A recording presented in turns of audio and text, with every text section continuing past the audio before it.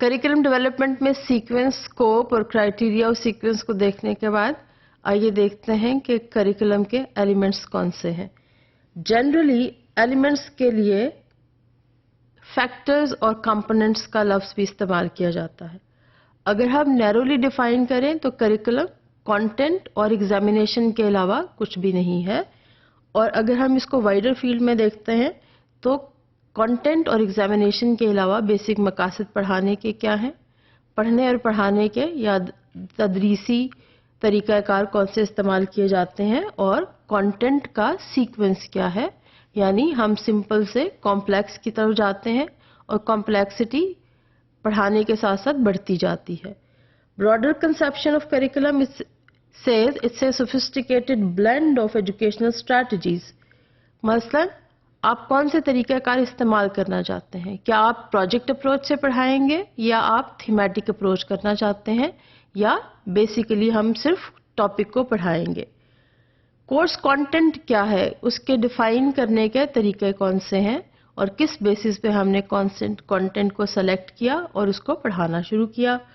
Learning outcomes, क्या हम basic knowledge देना चाह रहे हैं, अंडरस्टैंडिंग डेवलप करेंगे, या उसके साथ साथ हमें बच्चों में एनालिसिस और डिस्क्रिप्शन और उसकी एक्सप्लेनेशन की भी तरबियत करनी है?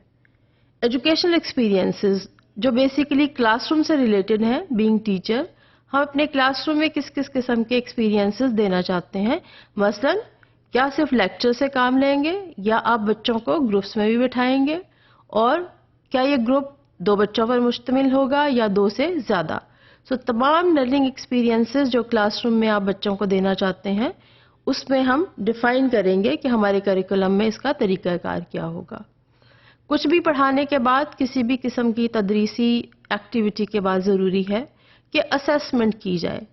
क्या ये असेसमेंट पेपर पेंसिल टाइप होगी, यानी एक रिटन एग्ज़ाम होगा, या हम चाहते हैं कि हम बच्चों को मुसलसल असेस करें या कंटिन्यूअसली असेसमेंट की जाती रहे, जिसमें बच्चे की लेवल ऑफ अंडरस्टैंडिंग, उसकी ability to describe and to analyse, उसकी ग्रुप में पार्टिसिपेशन और अपने साथियों के साथ मिलकर काम करने की एबिलिटी को भी असेस किया जाता है।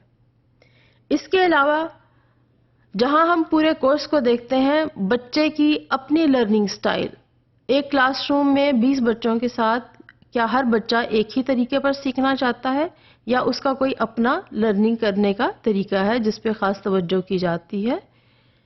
बिसाइड्स बच्चे के अपने लर्निंग के टाइम टेबल्स क्या हैं? अब लर्निंग टाइम टेबल आपको क्लासरूम में पता तो नहीं चल सकते, लेकिन हमें देखना है कि ये बच्चा क्या लेसन के बिगनिंग में ज़्यादा अच्छा सीखता है या टुवर्ड्स द एंड, और इसका अटेंशन स्पैन कितना है। उसी के मुताबिक करिकुलम में तमाम चीज़ों को तफसीलन बयान किया जाता है कि पढ़ाते हुए आपने किस किस चीज़ को मद्देनज़र रखना है।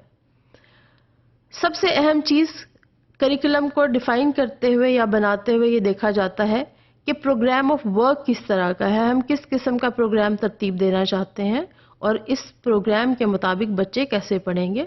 तो हम कह सकते हैं कि ये करिकुलम की एक होलिस्टिक डेफिनेशन है, जिसमें हम सिर्फ कंटेंट एग्जामिनेशन नहीं, पूरे माहौल की बात करते हैं।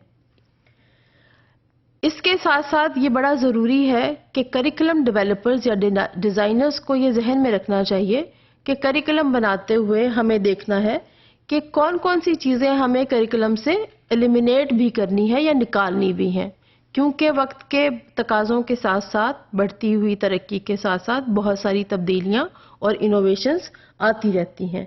इसलिए बड़ा ज़रूरी है कि वक्त की तब्दीली के साथ साथ और वक्त की तब्दीली के को मद्देनज़र रखते हुए हमें कौन सा नॉलेज या कोर नॉलेज और किस किस्म के स्किल्स बच्चों में डेवलप करने हैं।